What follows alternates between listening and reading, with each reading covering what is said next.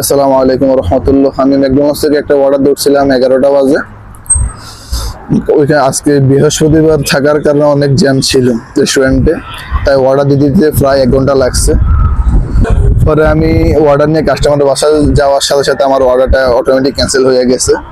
এই হলো আমার অর্ডার। এখন অনেকে ভাবেন না অনলাইন ফুড ডেলিভারিতে অর্ডার ক্যান্সেল করার পরে আমরা কি করি, আজকে আপনাদেরকে সেই প্রসেসিংটা দেখাবো।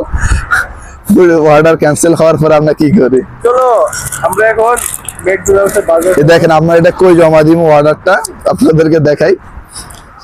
চলো এই আমরা হেড অফিসে যাইতেছি এখন অর্ডারটা জমা দেওয়ার জন্য। হেড অফিসে চলে আসছি এখন।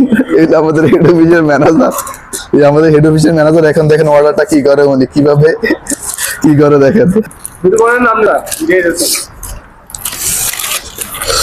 হেড অফিসে অর্ডার জমা দেওয়ার পরে দেখেন কি করে। গরম গরম প্রাইস ধরেন কাস্টমারে কি কি অর্ডার দিছে আপনাদেরকে দেখাই। একটা পেপসি,